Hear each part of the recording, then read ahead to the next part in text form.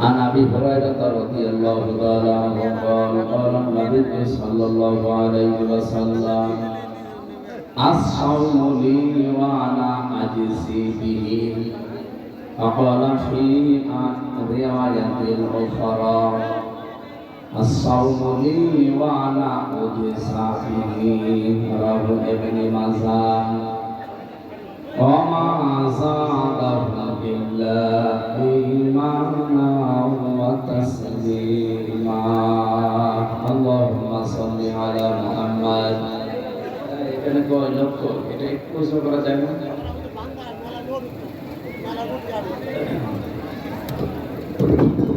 ভেঙে যাবে না ঠিক আছে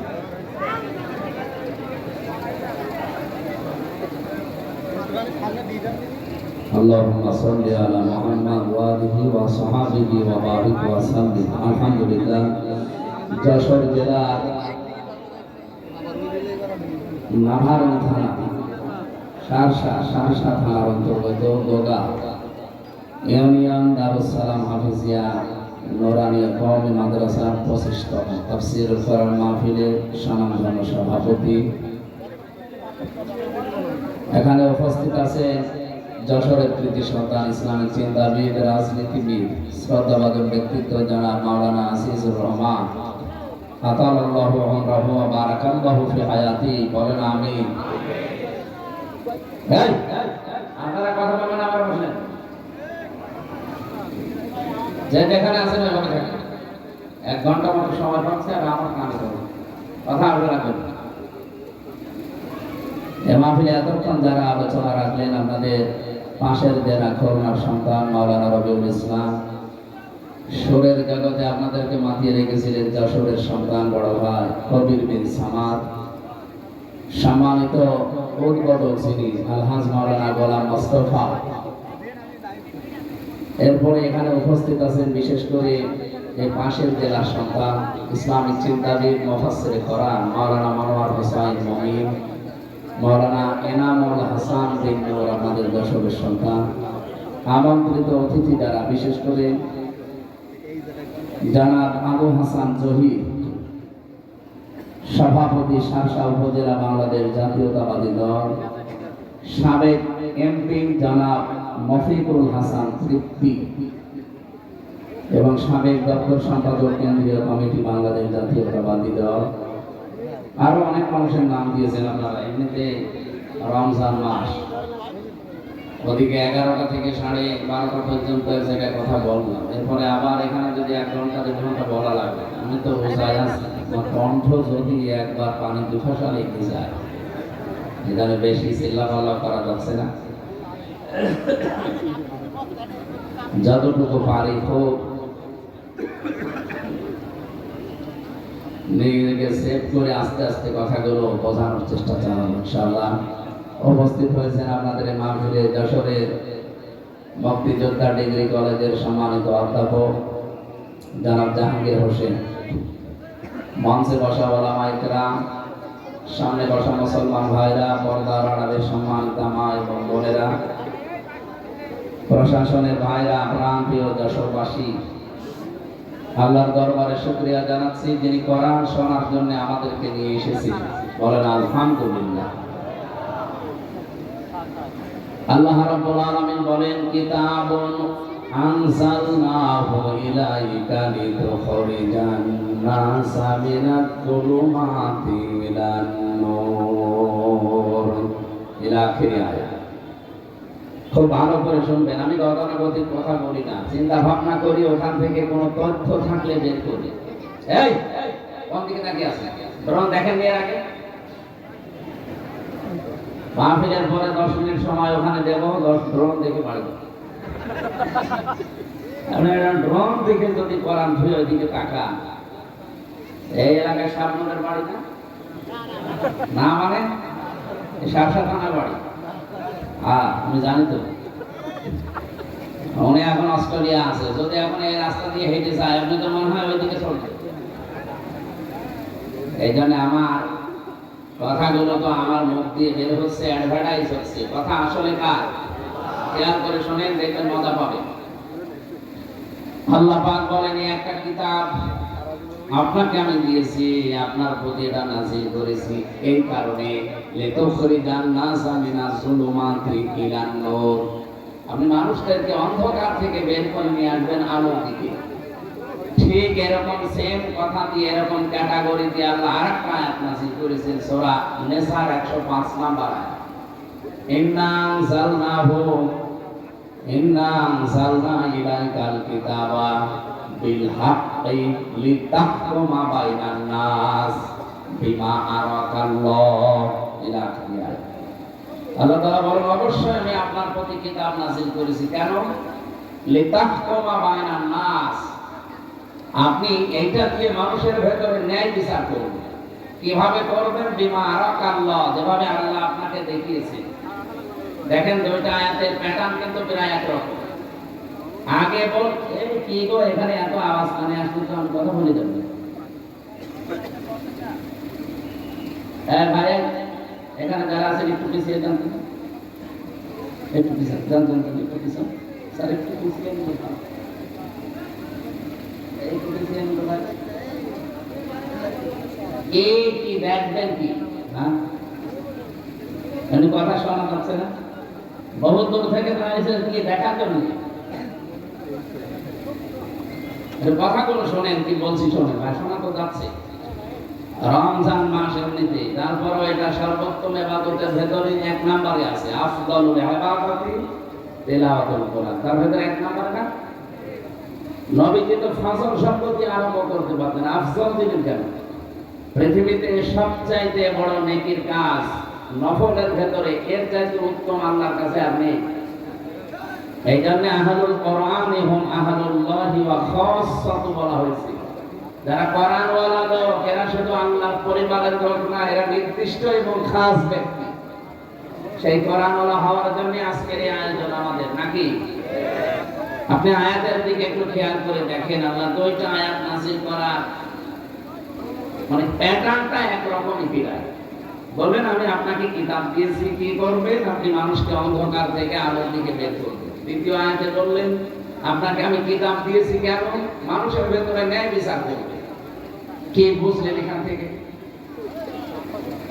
কোরআনে কারীম দিয়ে আমরা যারা এই যে এতক্ষণ 3-4 জন মিলে আমরা ডাকলাম আপনাদেরকে, অন্ধকারের পথ বিভিন্ন রকমের আছে, এই অন্ধকার থেকে আলোর পথ ইসলামের দিকে আহ্বান জানালাম। হ্যাঁ, এটা আহ্বান জানানো সম্ভব কোরআন দিয়ে এবং সহজ সরল।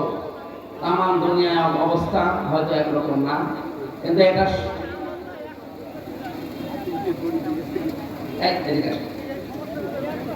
এদিকে আসেন, আসেন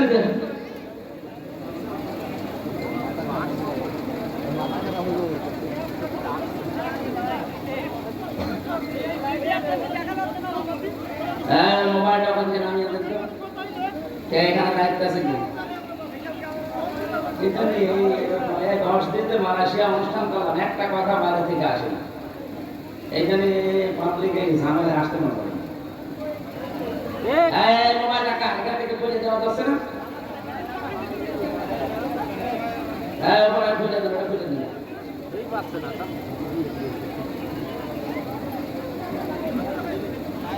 যান এখান থেকে বসেন। এই মোবাইলটা রেখে দিয়ে সব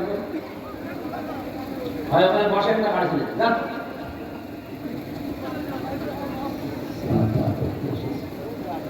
আবার এখানে দাঁড়িয়ে কি দেখেন আপনি?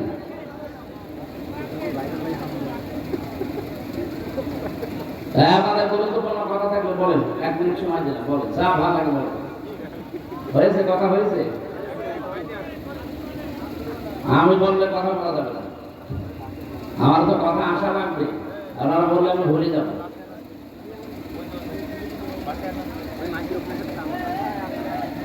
আমরা কোরআনে কারীম দিয়ে মানুষদেরকে অন্ধকারের ভেতর থেকে আলোর দিকে বের করার জন্য সারা পৃথিবীতে, বিশেষ করে মুসলমান যারা, তারা চেষ্টা চালাচ্ছে কম বেশি।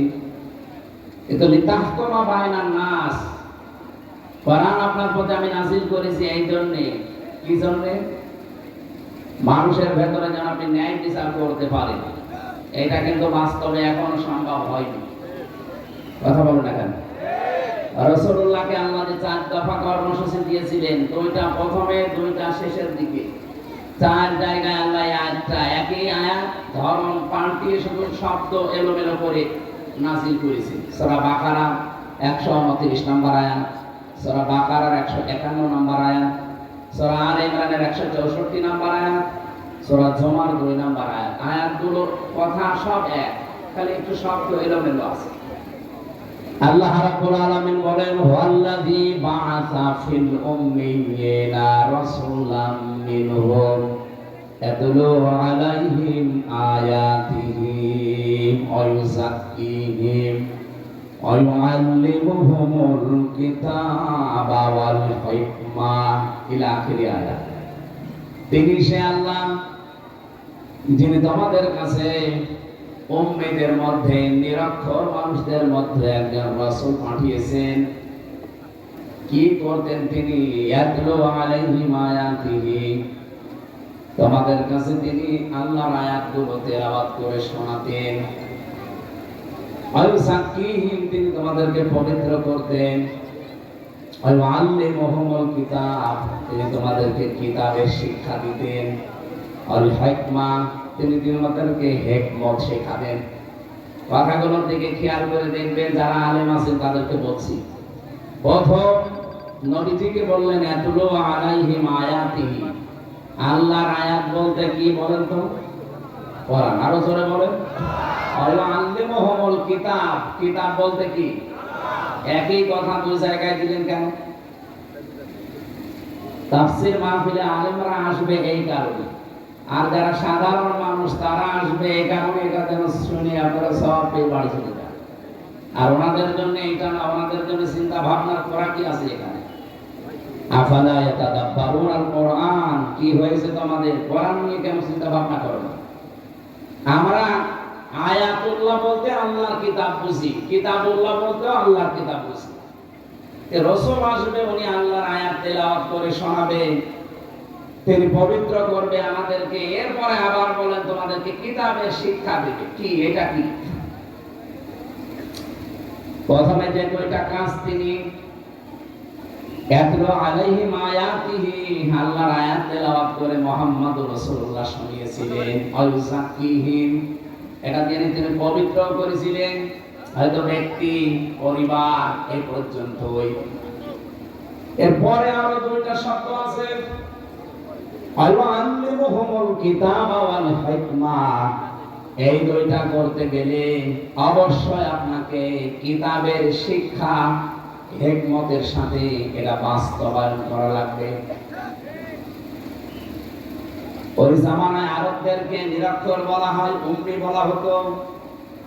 ওরা যতদিন পর্যন্ত কোরআনে কারীম তেলাওয়াত করেছে, নিজেদের ভেতরে সংশোধনী চালিয়েছে, এ পর্যন্ত কোনো সমস্যা দেখা দেয়নি। কিন্তু যখনই আয়াতের এই পরের দুইটা শব্দ আল্লিমুহুমুল কিতাব, তিনি তাদেরকে কিতাবের শিক্ষা দিয়েছেন, মানে কিতাবের এটা বাস্তবায়ন করে দেখিয়েছেন। আর হিকমা শব্দের ব্যাখ্যা পড়লে আপনি এটা ক্লিয়ার পেয়ে যাবেন ফিসিলাল কোরআনের ভেতরে। হিকমা শব্দটা হাকামা থেকে এসেছে। আমরা যারা বিশেষ করে কামেলে যারা পড়ে বা পড়াই, তারা দেখবেন এই যে আমরা হাকিম বলে মানুষকে জানি। পৃথিবীতে হাকিম কিন্তু খুব বেশি মানুষ ছিলেন না। আমরা একজন হাকিমের নাম বেশি শুনি, তার নাম হযরত লোকমান হাকিম। লোকমান কি ছিলেন? কি জবাব দিলেন না? আমাদের দেশে হাকিম আছে না? নেই? গাছতলায় বসে আছে, হাত রেখে বলে যায় যে 3 বউ হবে। হাকিম। আরো বিভিন্ন রকমের হাকিম। রোজার মাস তো চা তো খাওয়া যাচ্ছে না, আর এক ঝামেলা। কাশি উঠে পড়লে তো আর এক সমস্যা।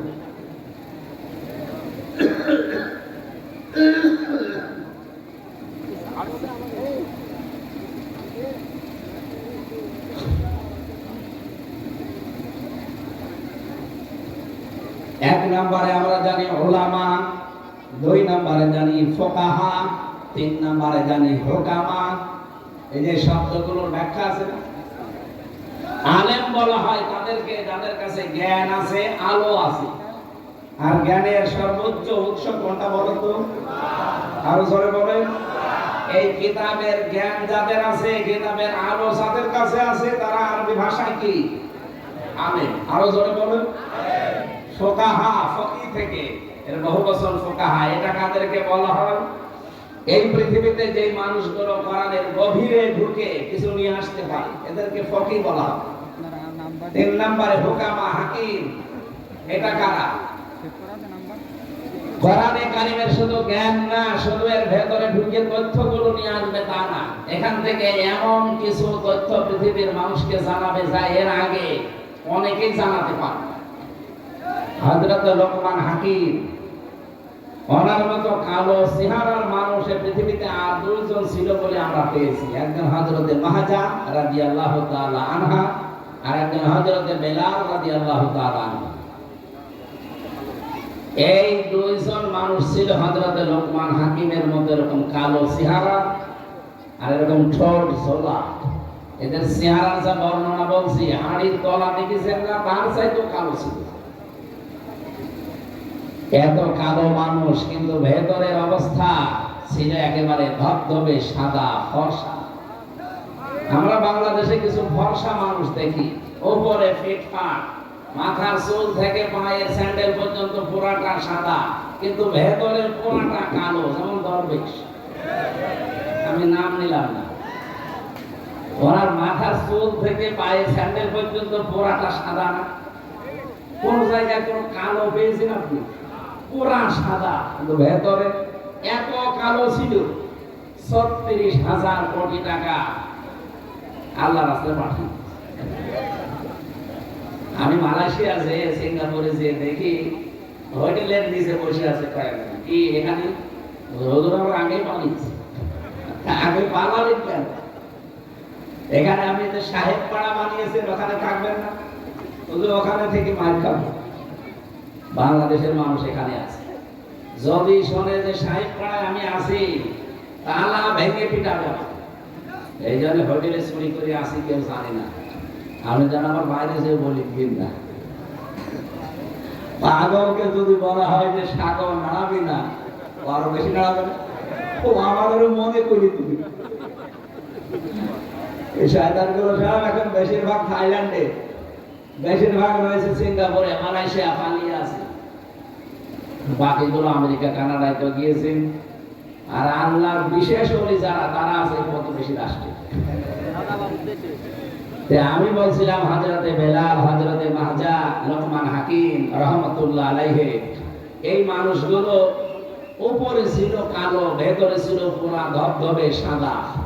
আমাদের অন্তর ঠিক ওই রকম করা দরকার না? আর ওটা যদি 100 ভাগ করতে চান, তাহলে ওই আল্লিমুহুমুল কিতাব, এই যে হুকামা থেকে এসেছে, যেটা আপনাকে কিতাবের শিক্ষা ব্যবস্থা জারি করা লাগবে। আর এটার দায়িত্ব হামজার না, এটার দায়িত্ব ওই 300 এমপি যারা ছিল তাদের।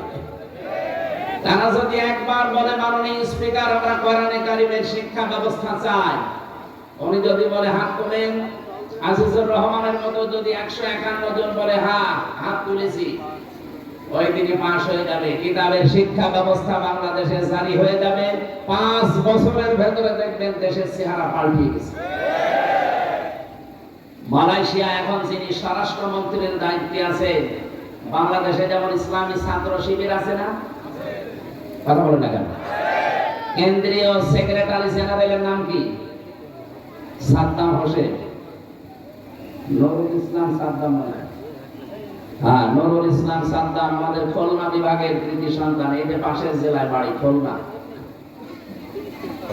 ওখানে যিনি স্বরাষ্ট্রমন্ত্রীর দায়িত্বে আছেন, উনি ওই দেশের ইসলামী ছাত্র শিবির, তার কেন্দ্রীয় সেক্রেটারি জেনারেল ছিলেন। সে আছে এখন দায়িত্বে। এত সৎ লোকটা, 10 দিন আমি ছিলাম, বিভিন্ন মানুষের মুখে শুনলাম যে মানুষ এত সৎ হতে পারে।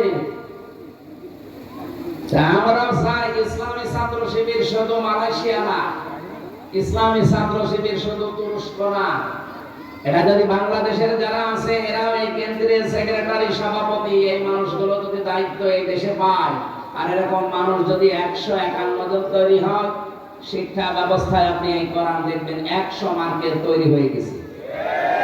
মাত্র 5 বছর যেতে দেবেন, পুরাটা দেশ পাল্টিয়ে দেবে। ওয়াস্তব মাওলানা সাইদি সাহেব 50 বছর করে গেল, মুসলমান যা হয়েছে ওনার হাতে, তার সাথে অধিকাংশ মুসলমান হয়ে গেছে উল্টাপাল্টা। কিন্তু এটা যদি শিক্ষা ব্যবস্থা আমরা নিয়ে যেতে পারি, এনাদের মতো 151 জন মানুষকে পাঠিয়ে, এটা যদি কেউ রাজনীতি মনে করেন, হ্যাঁ এইটাই আমাদের রাজনীতি, এটা যদি কেউ ধর্ম ব্যবসা মনে করেন, এইটাই আমার ধর্ম ব্যবসা, কারণ আমি চাই এটা যেন সংসদে যায়। এক কথা বলে না কেন? 5 বছর চলতে দেবেন। যার যা দুঃখের কথা বলছিলেন না, কত মানুষ 3 ভাগের 1 ভাগ না খেয়ে থাকে, পোশাক নেই, শিক্ষা নেই, কেন এগুলো থাকবে না কেন? মাত্র 18 বছরে 2004 সাল থেকে আজকে 25 কয় বছর, 19 বছর, হ্যাঁ 21 বছর, মাত্র 21 বছরের ব্যবধানে যদি মালয়েশিয়া দাঁড়িয়ে যেতে পারে, তারা তো আমাদের চাইতে নিকৃষ্ট ছিল, নিকৃষ্ট পর্যায়ে ছিল। অথচ এখন তাকিয়ে দেখে এই দশরে কত মানুষ যে দেখি ওখানে চাকরি করছে। কেন? এখান থেকে টাকাগুলো পাচার করে ওই সমস্ত দেশে না পাঠিয়ে এই দেশে যদি কর্মসংস্থান তৈরি করে দিতেন, ওই দেশে যে রাস্তা ঝাড়ু দেওয়া লাগতো না, রুটি বানাচ্ছে, কাপড় চোপড় সেলাই করছে, পায়খানা সাফ করছে, কেন এগুলো করা লাগবে কেন? দরকার ওই দেশের মানুষ এসে এই দেশে ওরা আমাদের রাস্তা ঝাড়ু দেবে। কথা বলি না কেন? এটা সম্ভব ছিল, ওরা 21 বছরে দাঁড়িয়ে গেছে, আর আমরা 54 বছরও দাঁড়াতে পারি না। একটাই কারণ, এইটা নিয়ে, এটা নিয়ে যান। এই জন্য তো বারবার আহ্বান জানাচ্ছি আমরা যে এইটা নিয়ে যান। 15 বছর সময় দেওয়া লাগবে না, 5 বছরে যদি দেশটা মালয়েশিয়ার মতো করে দিতে না পারে, তাহলে জীবনে কোনোদিন বলবো না আমাদের ভোট দিন। এখানে কোরআন নাযিল করার আয়াতের প্যাটার্ন দেখেছেন আল্লাহ। 2টা আয়াতের প্রথম অংশ কিন্তু এক ছিল, কিতাবুন আনজালনাহু ইলাইকা এ পর্যন্ত এক, ইন্না আনজালনা ইলাইকাল কিতাব এ পর্যন্ত এক। এরপরে আল্লাহ দিয়েছেন দুই বিষয়, লিতুখরিজান নাস মিনাজ যুলুমাতি ইলান নূর, তোমরা মানুষদেরকে অন্ধকার থেকে আলোর পথ দেখাবে। এটা আমরা দেখাচ্ছি 54 বছর। কিন্তু দ্বিতীয়টা যদি আমরা মানতে পারতাম, মালয়েশিয়ার মতো, সৌদি আরবের মতো, তুরস্কের মতো, আফগানিস্তানের মতো, লিতাহকুমা বাইনান নাস, এই কোরআন দিয়ে আমি বিচার ব্যবস্থা ন্যায় বিচার কায়েম করব, তাহলে 13 বছরে ঠিক আজহারুল ইসলামকে জেলখানায় পুড়িয়ে পচালেন। অনেক আগে বের হয়ে চলে আসতেন। কথা বলতে না কেন? ন্যায় বিচার নেই, এই জন্যই মাসলুম মানুষটা জেল খাটতেছে। বিচারপতি পালিয়েছে, মামলার বাদী পালিয়েছে, এমনকি সরকারও পালিয়েছে। যে বিচারপতি রায় দিয়েছিল সেও পালিয়েছে, তো উনি জেলে থাকবে কোন কারণে? আমরা চাই কোরআনে কারীমের লিতাহকুমা বাইনান নাস বিমা আরাকাল্লাহ, আল্লাহ যেভাবে আমাদের দেখিয়েছেন, আল্লাহর দেখানো পদ্ধতিতে বিচার ব্যবস্থা আমরা তৈরি করব। ওখানে কোনো অবিচার হবে না, সব জায়গায় প্রতিষ্ঠিত হবে তখন ন্যায় বিচার। কথা বলেন ঠিক কিনা? এটাকে দেখার আগ্রহ আছে? শুধু সামিয়ানার নিচে সব জায়গায় যেন আগ্রহ থাকে যে আমরা দেখতে চাই বিচার ব্যবস্থায় কোর্টের, আপনি যশোরের আদালতে যান, কোর্টের ইট পর্যন্ত টাকা চান, টাকা দিয়েছেন। আমি প্রথম যখন 11 সালে জেলে গিয়েছিলাম, আমার জেল থেকে বের করার সময় পুলিশ, আমি প্রথমে কারাগারে আদালতে ছিলাম, এই যে থানা, বের হয়ে চলে আসছে, আমার বলছে টাকা দিন। টাকা আবার কোথায়? না, আপনাকে যারা দেখতে এসেছিল আমরা জানি আপনাকে টাকা দিচ্ছে। আরে শয়তানি তো ওই পর্যন্ত জানে। পরে আর কি ওই সময় 11 সালে 10 টাকা দিলাম, তাও খুশি। এমন কোন বিভাগ আছে বাংলাদেশে যেখানে এরকম টাকা চাই না? কথা বলেন না কেন? প্রত্যেকটা একটা ফাইল এখান থেকে উপরে উঠতে চায় না টাকা ছাড়া। এই দৃশ্য আর সামনে আমরা দেখতে চাই না। এই জন্যই তো এত কিছু করা লাগছে। এই বিশ্ব যেন কেউ সামনে আর কেউ তৈরিও করতে না পারে, সজাগ থাকা লাগবে। নাই তো এই 2732 জন মানুষ জীবন দিয়ে গেল, 34,000 মানুষ এখনো পর্যন্ত হাসপাতালে কাতরাচ্ছে। তাদের সাথে বেঈমানি করা হবে না? আপনি আবু সাইদের সামনে কি আবু সাইদের সামনে কি জবাব দেবেন? মুগ্ধর সামনে কি জবাব দেবেন? যদি আবার চাঁদাবাজি শুরু হয়, আবার যদি ঘাট দখল শুরু হয়, তো কি জবাব দেবেন আপনি? জবাব যেন দিতে পারেন, সেই জন্য আমরা এমন পরিবেশ তৈরি করতে চাই আগামীতে কিয়ামত পর্যন্ত দেশে যেন কেউ হাট দখল ঘাট দখল করতে না পারে। কত মানুষ নীরবে কাঁদতেছে যে আমি 600 টাকা উপায় করে 300 টাকা চাঁদা দেওয়া লাগে, এটা কথা হলো?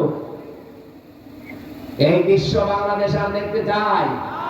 তাহলে কি করা লাগবে? শুধু মানুষকে কোরআন দিয়ে ডেকে আলোর দিকে নিয়ে আসবো না। আমরা এই কিতাবের শিক্ষা, এই কিতাবের বিচার, এই কিতাবের অর্থনীতি সবগুলো প্রতিষ্ঠিত করে এই জমিনে দেখাতে চাই। বিমা আরাকাল্লাহ, আল্লাহ যেভাবে আমাদেরকে দেখিয়েছেন, ওয়ালা তাকুল্লিল খায়িনিনা খাসিমা, হে নবী আপনি খিয়ানতকারী যারা তাদের পক্ষ নিয়ে বিতর্ক করবেন না। আজ বাংলাদেশে প্রমাণ হয়ে গেছে 54 বছরে কারা জাতির সাথে নিজেদের সাথে খিয়ানত করেছে। এক কথা বলে না কারো? যারা খিয়ানত করেছে আমরা তাদেরকে চিনি না? এই খিয়ানতকারীদের পক্ষ নিয়ে তারা ঝগড়া করেন আমাদের সাথে। আমার বিবেক আছে? এজন্য আমরা চাচ্ছি আল্লাহ যেভাবে আমাদের দেখিয়েছেন এটা আমরা বিচার ব্যবস্থায় ন্যায় বিচার কায়েম করার জন্য নিয়ে যাব গরু ছাগলের ভেতরে, আর ভেতরে বাইনান নাস, মানুষের ভেতরে। আল্লাহ আমাদেরকে যেন কোরআনের দ্বারা এটা তাওফীক দান করেন, বলেন আমিন। নবীজি 4টা কাজ করেছিলেন। প্রথম নাম্বার, তিনি কোরআন তেলাওয়াত করে মানুষকে শোনাতেন, মানুষদেরকে পবিত্র করতেন, তার নফস, তার পরিবার, তার সমাজ, এভাবে তিনি চেষ্টা চালিয়েছিলেন। কিন্তু হলো আল্লিমুহুমুল কিতাব, এটা যতদিন পর্যন্ত তিনি কায়েম করতে না পেরেছেন ততদিন সুদ বন্ধ হয়নি, ঘুষ বন্ধ হয়নি, চাঁদাবাজি ওই জামানায় ছিল ওইটাও বন্ধ হয়নি। কথা বলে ঠিক কিনা? এখানে আমাদের উচিত হবে, যারা আজ বলেন আমরা নবীওয়ালা কাজ করি না, আপনার নবীওয়ালা কাজ হচ্ছে না। এদিকে তাকা, নবীকে জন্ম থেকে নবী বলে কেউ বলতো যে আপনি নবী?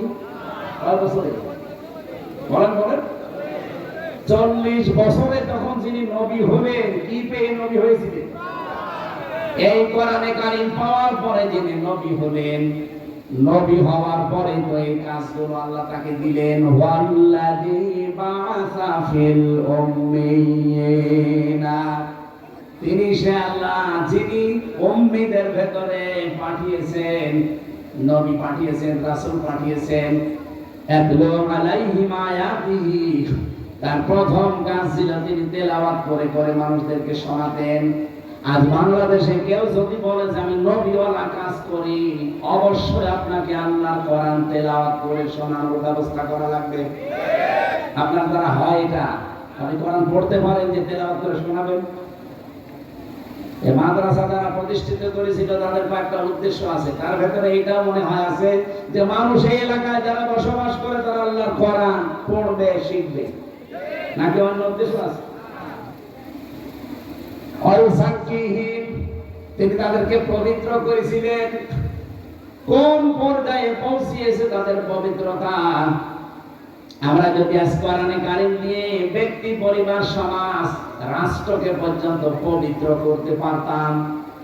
একে সাকিব থেকে শব্দটা এসেছে। খলিফাতুল মুসলিমিন হযরত ওমর রাদিয়াল্লাহু তাআলা আনহু, তিনি রাতের বেলা বসে হিসাব করছিলেন। লম্প ধরিয়ে যে আলো, জয়তুনের তেল সীসার উপরে দিয়ে তিনি আগুন লাগিয়ে হিসাব করছিলেন। হঠাৎ করে ওই দেশের প্রধান বিচারপতি হযরত আলী রাদিয়াল্লাহু তাআলা আনহু এশার নামাজ পড়ে তিনি আসলেন। ডাক দিলেন হযরত ওমর, প্রধান বিচারপতি আলী কিসের জন্য এসেছেন? রাষ্ট্রের কোন কথা আমাকে বলার জন্য না ব্যক্তিগত পারিবারিক কোন কথা বলার জন্য? হযরত আলী ওই সময় প্রধান বিচারপতি, তিনি বললেন না, আমার পারিবারিক জীবনে একটা সমস্যা হয়েছে, ওইটা আপনার সাথে শেয়ার করার জন্য এসেছি, পরামর্শ নেব।